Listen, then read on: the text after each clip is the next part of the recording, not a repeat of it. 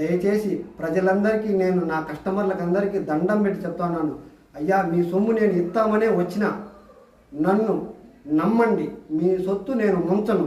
నాకు జరిగిన పరిణామాల వల్ల నేను వెళ్ళిపోయింది వాస్తవం. అందరికీ ఇవ్వాల్సి పడితే వాళ్ళు కట్టిన అమౌంట్లోనే వాళ్ళకి ఇచ్చేద్దామనే ఉద్దేశంతో నేను వచ్చిన. ఒక 3 కోట్ల నుంచి 3,25,00,000 రూపాయలు రావచ్చు. నీకు రావాల్సింది కాదు, నేను జనానికి ఇవ్వాల్సింది. ఓకే, నీకు రావాల్సింది ఎంత ఉంది? నాది నా లెక్కలు చూసుకోవాలి సార్.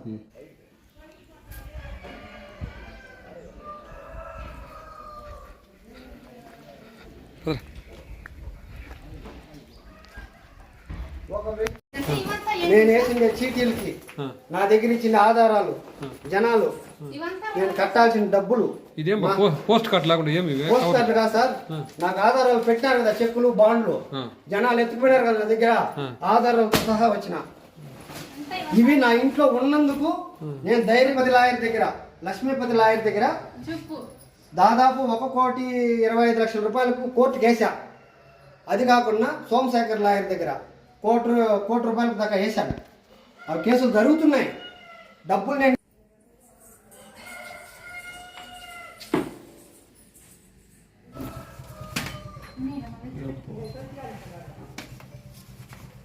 ప్రతి ఒక్కరి దగ్గర నాకు బ్యాంక్ తరపున గవర్నమెంట్ ఏ తరపులో తీసుకుంటుందో, ఒక బ్యాంకులో మనం లోన్ తీసుకుంటే ఒక ఆధార్ కార్డు, ఒక ఫోటో, వాళ్ళ ఫింగర్ ప్రింట్స్ సహా తీసుకున్నాను.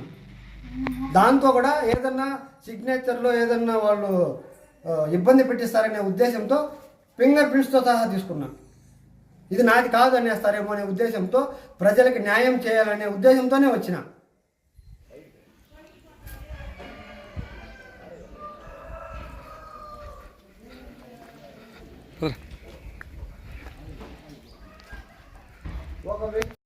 సార్ నమస్కారం సార్. నేను 6 మంత్స్ బ్యాక్ ఐపీ పెట్టినాను. మా ఊరు నల్సానపల్లి. నా పేరు జిఎస్ శంకరయ్య, కీలపట్ల పోస్టు, గంగవరం మండలం, చిత్తూరు డిస్టిక్ మాది. నేను ఐపీ పెట్టిన దానికి కారణం ఏమరంటే, కరోనా టైంలో కొంచెం ఇబ్బంది అయిన దానివల్ల చీటీలు జరిపినాను, ఫైనాన్సులు పెట్టినాను. దాదాపుగా ఒక 12-15 సంవత్సరాలుగా నేను చీటీలు ఫైనాన్సులు పెట్టుకుంటూ వస్తే నాకు బాగానే జనాలు అందరూ కట్టినా కూడా కరోనా కారణం వల్ల కొంచెం ఇబ్బంది అయిపోయి ప్రజలకు నేను కొంచెం లేటు ప్రాసెస్గా ఇచ్చినందుకు లేనిపోని అభాండాలు నా పైన వేశాను. కానీ తట్టుకొని నిలబడినాను. ఎంత కరోనా అయినా పేద ప్రజలు నన్ను నమ్మి కూలీ నాలి చేసి కట్టుకున్న వాళ్ళు కాబట్టి వాళ్ళకు ద్రోహం చేయకూడదనే ఉద్దేశంతో నా ఆస్తులు కానీ, కొన్ని ప్రాపర్టీలు కానీ, తర్వాత నగలు కానీ ఇవంతా అమ్మి కూడా జనాలకు నేను ఇచ్చిన. దానికి తగిన ఆధారాలు చూపిస్తా, నేను లేదని చెప్పాలి. పేద ప్రజలు కట్టుకున్న డబ్బు వాళ్ళు పొట్టగొట్టి నేను తినాల్సిన కర్మ నాకు లేదు, ఆ ఉసురు నాకు తగులుతుంది అనే ఉద్దేశంతో నేను ఎంత కష్టపడి చేసినా కూడా ఇచ్చిన వాళ్ళు ఇచ్చేతామనే ఉద్దేశంతోనే ఉన్నా. కానీ నా పైన కొంతమంది అభాండాలేసి నేను లేటుగా ఇచ్చే ప్రాసెస్ వల్ల వీడు ఐపీఎస్ ఎక్కడైనా వెళ్ళిపోతాడేమో అనే ఉద్దేశంతో నా పైన బురద జల్లే మాటలు చెప్పి నన్ను భ్రష్టు పట్టించేసి అవమానపరిచినారు. అవమానపరిచినప్పుడు చాలామంది మళ్ళీ ఇండ్ల కాడికి వచ్చే పని పట్టుకున్నారు. అదే కాకుండా దానికి ముందు ఆఫీస్ కాడికి నా పైన అఘాయిత్యం చేసి, తర్వాత అద్దాలు పగలగొట్టేసి ఇబ్బంది పెట్టేస్తే చీటీ జరిపే కాడ చాలా ఇబ్బందులు అయిపోయాయి.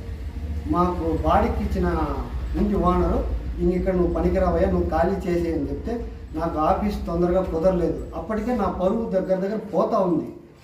చేతుల్లో డబ్బులు లేదు. జనాలకు మాట చెప్తే ఆ మాట ప్రకారం ఇయ్యలేకపోతున్నా, వాళ్ళ బాధలు చూడలేకపోతున్నా. కానీ నా ఇంటికాడికి నన్ను వచ్చి అన్నా నేను ఏమీ బాధపడలేదు, వాళ్ళకి సమాధానమే చెప్పి పంపించిన. అందులో కొంతమంది నా పైన చాలా ఇబ్బందికరంగా వార్తలు రాసేసి నన్ను కిడ్నాప్ చేసుకోమన్నారు. తర్వాత నా పైన రేప్ కేసులు పెట్టినారు, ఇంకా వేరేటివి ఇలాంటి వగైరా ఎన్నో పెట్టినారు. నేను స్టేషన్ల కాటికే తిరిగేదా, తర్వాత నేను కలెక్షన్కే పోయేదా, ఇంటికాడ నా భార్య బిడ్డలను చూసుకునేదా, జనాలకు డబ్బులు ఇచ్చేదా, అన్ని టెన్షన్లు నా పైకే వచ్చాయి. కానీ నేను అప్పటికీ బాధపడలేదు. ఊర్లో సమాచారం ఇట్లా తెలిసిన దానికి ప్రజలు కొంతమంది ఇబ్బంది నేను పెట్టించినా కూడా డబ్బులు ఇస్తానయ్యా నాకు టైం ఏంటా అంటే చాలామంది నాకు సపోర్ట్ రాలేదు. రాకపోయిన దానికి కారణము అవి చాలా ఉన్నాయి. ఆ కారణాల వల్ల కూడా వాళ్ళు రాలేదు, సపోర్ట్ చేయమన్నా కూడా చేయలేదు. స్టేషన్ల కాడికి పోయినా నాకు ఎవరూ సపోర్ట్ చేయలేదు. కానీ పరువు పోయే పని నా బంధువులు వీకోట్లో ఉండేవాళ్ళు, నా బంధువులు కూడా నాకు పెట్టించిన వాళ్ళే నాకు చాలా ఇబ్బంది పెట్టించారు. నా ఇంటికి బీగం వేస్తానని చెప్పి నా భార్యను దుర్భాషలాడి చాలా ఇబ్బంది పెడితే ఆ రోజు నైటు ఫ్యామిలీ మొత్తము సూసైడ్ చేసుకుందాం అనుకున్నాం. కానీ ఆలోచించా, ఇంత కూడా సంవత్సరంగా ఇలాంటి పరిణామాలు నాకు జరుగుతున్నా కూడా బాధపడకుండా ఆలోచించి సరే ఊరు వదిలి వెళ్ళిపోదామనే మూమెంట్తో నా మనసులో నేను నిర్ణయించుకొని నా భార్య బిడ్డలకి చెప్పకుండా ఈ మాదిరి ఐపీ పెడతామనే మాట నేను వాళ్ళతో చెప్పనే లేదు. ఇప్పుడు వాళ్ళు వీకోటోళ్ళు వచ్చినప్పుడు నా భార్య బిడ్డలు నా దగ్గర కూర్చొని ఇంత పరుగు తీసే పనులు చేస్తావా, మనం చనిపోదామని చెప్పేసి వాళ్ళు నాతో కన్న తండ్రితో మారి అడగతా ఉంటే ఆ బాధ నేను తట్టుకోలేక నాకు ఇబ్బంది అయిపోతుందని చెప్పేసి మనం ఆత్మహత్య చేసుకుంటే చట్టరీత్యా ఇది నేరం. మనము రేపు ఏదైనా నిరూపించుకోవాలంటే ఇప్పుడు మనము ఉండే పరిస్థితులు ఇక్కడ లేదు. ఎక్కడైనా వెళ్ళిపోదామనే ఉద్దేశంతో నా మనసులో ఐపీ పెడదామనే ఉద్దేశంతోనే టూర్ వెళ్ళిపోదామనే ఉద్దేశంతో నా భార్య బిడ్డలకు చెప్పుకొని పోయింది వాస్తవం. తర్వాత మేము అక్కడ టూర్ పోయిన తర్వాత వాళ్ళకు తెలియదు ఫోటోలు దిగింది నిజం. ఆ ఫోటోలు వచ్చి వాట్సాప్లో అక్కడ ఇక్కడ పెడితే దానిపైన కూడా మా పైన దుర్భాషలు ఆడినారు. కానీ బాధపడలేదు. కానీ నిజం ఈరోజు కాకపోయినా రేపైనా బయటపడుతుందనే ఓపికతో నేను ఎంతో కష్టపడి నా భార్య బిడ్డలని పోషించుకున్నా. నేను ఊరు వదిలి వెళ్ళిపోతానే నా పైన లేని మాటలు చెప్పి 3 కేజీలు బంగారు ఎత్తుకోపోయినాడని చెప్పినారు, 10 కేజీలు ఎండు ఎత్తుకోపోయినాడని చెప్పినారు, 15 కోట్ల రూపాయలు డబ్బులు ఎత్తకపోయినని చెప్పినారు. ఇది కాకుండా బెంగళూరులో 10 అంతస్తుల అపార్ట్మెంట్ ఉందని చెప్పినారు. అది కాకుండా వసకోట్లో ఒక అపార్ట్మెంటు, ఒక ఫ్లాటు, ఒసూరులో 2 ఫ్లాట్లు. దాని క్యాలిక్యులేషన్ మొత్తం నేను వేస్తే జనాల సొమ్ముతో నేను కొనిండేది ప్రాపర్టీలు ఇవంతా వేసుకుంటే ఎస్టిమేట్ 40 నుంచి 50 కోట్ల రూపాయల ఆస్తి వస్తుంది. ఇలాంటివంతా నా పైన చెప్పినారు. ఇవి నేను ఏం చెప్తాను ఇప్పుడు నిరూపించమంటా ఉండ. నిరూపణ చేసి మీరు ఎత్తుకోమండి. ఏదైనా సరే నేను నా భార్య బిడ్డల పైన నేను ఏది చేసినా రిజిస్ట్రేషన్ ఉంటాయి కాబట్టి దాన్ని ఎంక్వైరీ చేయండి. అది కాకుండా వీడు బినామీ పేర్లతో ఎత్తిపెట్టినాడంటే వాళ్ళకి ఎవరిపైన డౌట్ ఉందో వాళ్ళ పేర్లతో సహా పలానోళ్ళది ఈసీ కొడితే వస్తుంది కాబట్టి వాళ్ళు ఏం చెప్పినా నేను దానికి తల ఉంచుతా. పరిస్థితి ఈ ఫైనాన్స్ ఫీల్డ్లో ఏది జనాలకు ఇబ్బంది పెట్టించిన వ్యక్తికి ఏ శిక్ష విధిస్తారో ఇది పరిణామం జరిగిన తర్వాత ప్రజలు చెప్పిన తీర్పును బట్టి ఏ శిక్ష విధిస్తారో దానికి నేను అర్హుడైతా. ఆ శిక్ష నాకు విధించినా కూడా నేను అర్హుడైతాను. ఇది నా పైన ఇలాంటివి మాటలు చెప్పినందుకు వాళ్ళు నిరూపణ చేసి ఎత్తుకోండి. ఇది కాకుండా నేను కొన్ని చోట్ల చీటీలు వేసిన ఆ డబ్బులు కూడా మనకు వస్తుంది.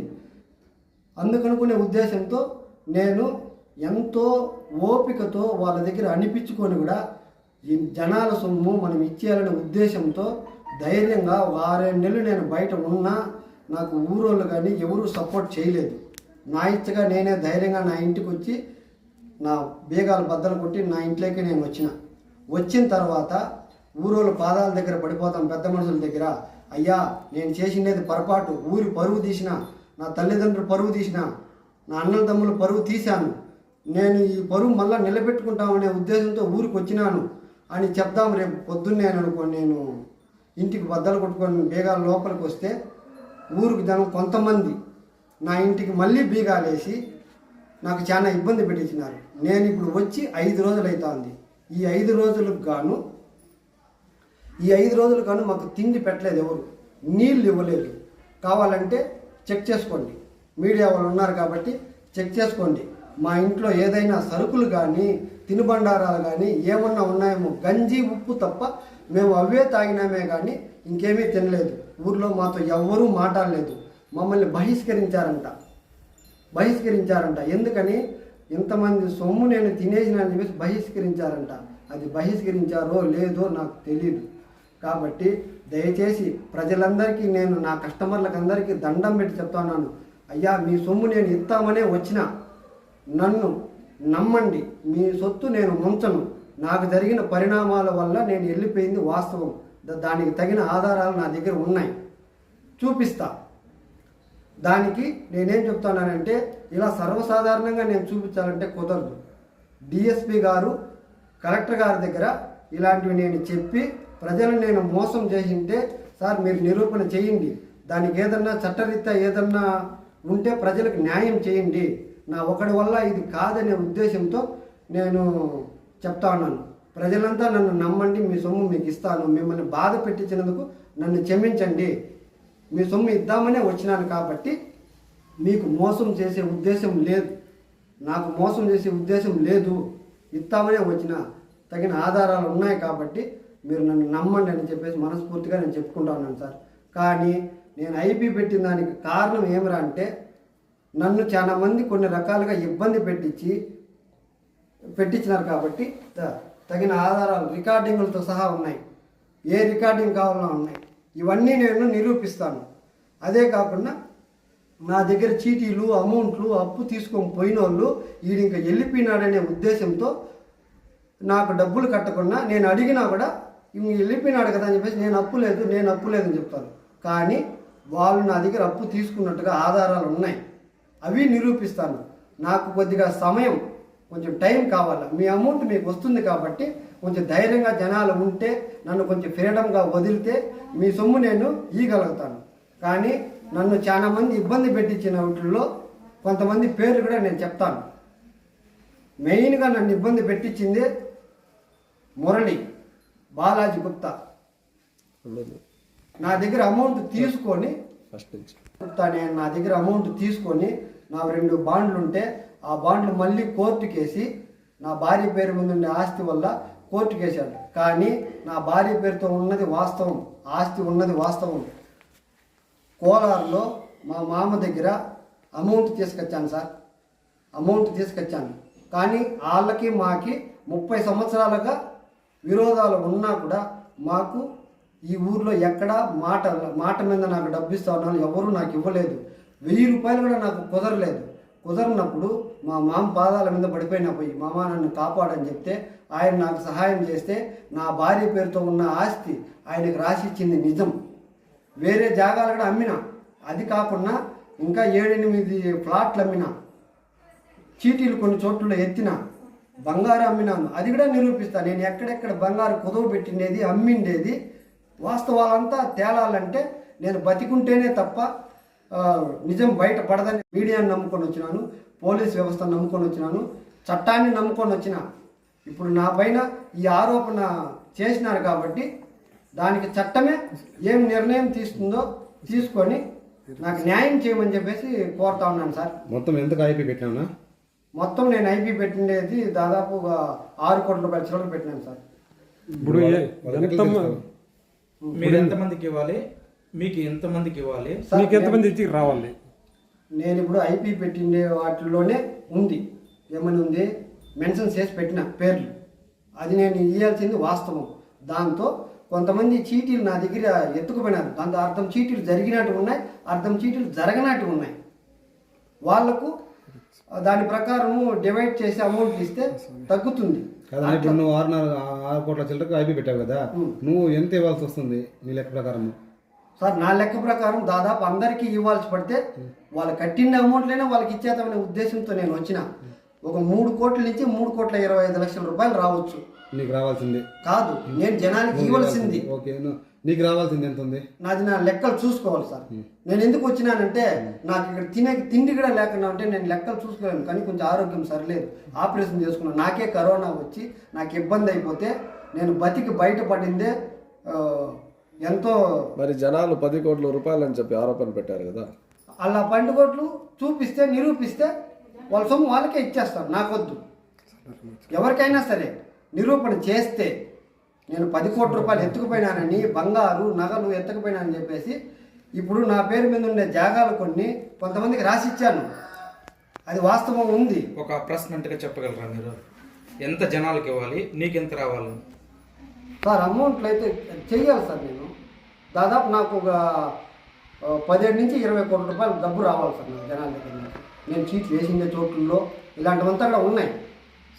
నేను ఒక ప్రాణభీతికి నా భార్య బిడ్డలు నేను చంపుకుంటాననే ఉద్దేశంతో బయట వెళ్ళిపోయినా, అంతకు తప్ప. మీరు బయట వెళ్ళి ఎన్ని రోజులు అయింది సార్ ఈ నెలతో కూడా నేను 7 నెలలు అవుతాం సార్. అప్పటి నుండి మీరు ఒక క్యాలిక్యులేట్ చేసుకోలేదు ఎంత అమౌంట్? అన్నీ ఇక్కడే కదా పెట్టాను, నేను ఏమి ఎత్తుకుపోలేదు. నేను బుక్కులు అవన్నీ నేను ఎత్తుకుపోయింటే నేను ఆధారాలతో సహా డిఎస్పీ గారి దగ్గరకో కలెక్టర్ దగ్గరకో వెళ్ళిపోయింది.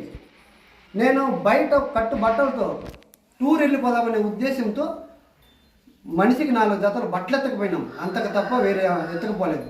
కాకపోతే కొంచెం అమౌంట్ ఉంటే కూడా ఎత్తుకొని పోయి కొంచెం ఎండి ఉంటే కూడా అమ్మేసి వెళ్ళిపోయినాం. ఇప్పుడు అమౌంట్లు రావాలనే ధైర్యంతో, చట్టం ఉందనే ఉద్దేశంతో, జనాలకి న్యాయం చేద్దామనే ఉద్దేశంతో వచ్చిన. ఇప్పుడు మీరు అమ్మిందంతా బంగారం అమ్మినారన్నారు, ఫ్లాట్లు అమ్మినారు, ఆ డబ్బును ఏం చేశారు? నిరూపిస్తాను. వాళ్ళకి జనాలకే ఇచ్చాను. జనాలు నాకు కట్టలేదు. చాలా మంది ఫైనాన్షియల్గా తీసుకొని కానీ కరోనా టైంలో చాలా ఇబ్బంది పెట్టేశారు. అందుకని అన్ని అమ్మిండేవి కూడా ఉన్నాయి. ఎవరెవరికి అమ్మిండేది కూడా పేర్లతో సహా చెప్తాను. మీరు ఇవ్వాల్సిన వాళ్ళకి ఏమన్నా సమాధానం చెప్తారు ఇప్పుడు మా ద్వారా, మీ ద్వారా, మీడియా ద్వారా ఏం చెప్తానంటే, జనాలకంతా వాళ్ళు కట్టిండే సొమ్ములైనా వాళ్ళకి ఇచ్చేద్దామనే ఉద్దేశంతో వచ్చిన. దానికి కొంచెం నాకు సమయం కావాలా, ఆ టైం కేటాయిస్తే నేను డబ్బులు ఇవ్వగలుగుతాను. నేను చిట్ ఫండ్స్ ఓపెన్ చేసుకుందామని కరోనా టైంకి ముందు నేను ఇది లైసెన్స్ తీసుకుందామని అప్లై చేస్తే నాకు లైసెన్స్ వచ్చింది. కానీ కరోనా వచ్చిన దానివల్ల దాన్ని కొంచెం మెయింటైన్ చేయలేకపోయా. ప్రస్తుతానికి జనాల దగ్గర ఏమవుతుందో తెలియదనే ఉద్దేశంతో చేశాను. అది కాకుండా ట్రేడ్ లైసెన్స్, మున్సిపాలిటీది ఇది ఉంది, ఇన్కమ్ ట్యాక్స్ కట్టాను. ఐటీ రిటర్న్స్ ఐటీ లైసెన్స్ ఉంది నాకు. ఐటీ హోల్డర్ నువ్వు? ఐటీ హోల్డరే, అన్నీ చూపిస్తా, ఆధారాలతో సహా ఉందా. ఇదొకటి నేను ఓపెన్ చేసి చూపిస్తానంటే, సార్ ఇక్కడంతా కట్టినా చూడండి, 2023 దాకా కట్టినాను. ఇక్కడ ఉందా, ఇవన్నీ ఉన్నాయి, ఇవంతా ఉన్నాయి, ఆధారాలతో సహా ఉన్నా. బాలాజీ గుప్తా ఉన్నారు కదా, బాలాజీ గుప్తా వచ్చి కెమెరాలు ఇవంతా పెట్టుకుంటే కూడా నా కెమెరాలంతా పెరికేసి బద్దలు కొట్టి నా ఆఫీసులోకి వచ్చి గొడవ చేశాడు. కానీ నేను పోలీస్ స్టేషన్కి పోలేదు. అయ్యా మనకు డబ్బులు ఇవ్వాల్సింది వాస్తవం, నా దగ్గర డబ్బు తీసుకొని నన్ను ఏమారిచ్చి ఇప్పుడు నా పైన కోర్టుకు వేశారు, నా భార్య పైన. అది వేరే వాళ్ళకి అమ్మితే ఆడ అది బినామీ పేరు మీద పెట్టని చెప్పేసి, నువ్వు డబ్బులు నన్ను ఏమారిస్తున్నావు అని చెప్పేసి, ఇవయ్యా నా చెక్కులు బాండ్లు అంటే ఇవ్వకుండా అది దానికి పెట్టినాడు. లేకపోతే బాగా చూపించు, తాలిగుట్లో అమ్మి ఖర్చులకు లేకుండా ఉంటే వచ్చి ఊరు వాళ్ళ దగ్గర పడిపోదామనుకుంటే ఈ ఊరు వాళ్ళు నాకు ఒకరు న్యాయం చేయలేదు. ఇవంతా చూడండి, ఈ లెక్కలు చూడండి, నాకు రావాల్సిన అమౌంట్లు వేయండి. నేనేం చెప్తాను, నా పైన ఒక ఎంక్వైరీ కమిషన్ వేయండి, లేదా సిబిఐకి అప్పచెప్పండి. అది కాదా ఇన్కమ్ ట్యాక్స్ డిపార్ట్మెంట్ ఇక్కడ సరే ప్రతి ఒక్క దాంతో ఆధారాలతో సహా ఉన్నాను. కానీ దీంతో కొంతమంది డబ్బులు నాకు ఇచ్చినట్టు కూడా ఉన్నాయి. అవి వాళ్ళు వద్దు, మన పైన నమ్మకంతో వాళ్ళు పెట్టారు కొన్ని. ఏమిటంటే మళ్ళీ నీ దగ్గర వేస్తామనే ఉద్దేశంతో పెట్టినట్టు కొన్నే ఉన్నాయి, అంతేగాని అందరివి లేదు. ఇవంతా అవే. కూతురు కిడ్నాప్ చేస్తాము, నీ కూతురు మదర్ తెరీసా పోతుంది కదా, నీ కూతురు కిడ్నాప్ చేస్తాము, నీ కొడుకుని కిడ్నాప్ చేస్తామన్నారు. మా ఇంటి కిడ్నాప్ చేసుకొని పోయింది. మా ఇంటి నేను సమయంలో తాగేసి వచ్చి గ్యాస్ అంతా అంటే కూడా ఊళ్ళో హెల్ప్ చేయలేదు సార్. దయచేసి మీరు హెల్ప్ చేయాలని సార్. ఇంత ఊర్లో ఒక ఆడదానికి నేను ఇంట్లో లేనప్పుడు బయట వాళ్ళు తాగేసి వస్తే నేను నా భార్య ఉంటే ఇంట్లో ఏం చేసేకుంది, ఏం చేయలేక ఒకరు సపోర్ట్ రాలేదు. ఏమయ్యా ఆడది లేనప్పుడు, మగవాళ్ళు లేనప్పుడు ఆడదాని దగ్గర గురించి ఏం మాట్లాడుతున్నావు అని చెప్పేసి ఒకరు కూడా సాయం రాలేదు. ఎందుకు? మా మీద ద్వేషం. నేను ఒకే కారణం, నేను సరోలు సరిగ్గా నేను బతుకుంటా ఉన్నాను, మనసు వారవలేక ఈ ఇల్లు కట్టుకున్నాననే ఈ ఇల్లు కట్టుకునే ఉద్దేశంతో అది మనసు వారవ కన్నా నా పైన లేని బురద మాటలంతా జల్లి నా ఫ్యామిలీని నన్ను పరువు తీసేసినారు. సరేనా? బట్టలు వేసుకోకుండా ఒక ఫైనాన్షియల్గా ఉండేటప్పుడు మంచి డ్రెస్ వేసుకుంటే ప్రజలకు మంచిగా అవుతావా, లేదంటే చినిగిరి బట్టలు వేసుకోకపోతే ఇటు ఫైనాన్షియల్ అంటారా? చెప్పండి. అన్నం చేసుకొని లేదు, అన్నం చేసుకుంటే ఇంట్లోకి వస్తారు, ఇక్కడ పడుకుంటారు. ఎవరైనా సరే సార్ వీ కోటనికా వచ్చినారు, వీ కోటనికా వచ్చి మేము భోజనం చేసుకోలేదు, వాళ్ళు పార్సల్ ఇక్కడ తెచ్చుకొని తిని ఇక్కడే బాత్రూమ్ పోయి ఇక్కడే పనుకొని ఉంటే అట్లా ఒక రోజుకు 4, 5 మంది 10 మంది వచ్చి మానసికంగా మమ్మల్ని ఇబ్బంది పెట్టిస్తే ఇక ఊరు వెళ్ళిపోకుండా ఏం చేయమంటారు చెప్పండి. అందుకనుకొని సూసైడ్ చేసుకుందాం అనుకుని కూడా నిశ్చయించుకొని కూడా చట్టరీత్యా నేరము, నేను చేసింది తప్పు అవుతుందనే ఉద్దేశంతో బతకాలి మనము, కానీ ప్రాణాలతో బయటపడదామనే ఉద్దేశంతో అది ఐపీ సక్సెస్ అవుతుందో కాదో ప్రజలకు వాడు వెళ్ళిపోయినాడనే వార్త తెలిసినా కూడా వాళ్ళు ఓపికతో ఉంటే వస్తానని చెప్పేసి ఆ ప్రజలే నాకు ఫోన్లు చేసి వచ్చింది వచ్చి కలెక్షన్ అయినా చేసి నాకు ఇమ్మంటే వాళ్ళు చెప్పిన ధైర్యంతో నేను వచ్చిన. ఏమన్నాడు రమేష్ అనేవాడు వచ్చి, మేము వచ్చినాం కదా గేట్ తీసుకొని ఇంట్లోకి వస్తే రమేష్ అనే ఆయన వచ్చి నన్ను నువ్వు రాయ బయట నేను ఇచ్చేయాలని చాలా నన్ను ఒక ఆడదాన్ని మాట్లాడాలని మాటలు మాట్లాడకుండా మనకి ఇబ్బంది పెట్టించేస్తే ఎట్లా సార్?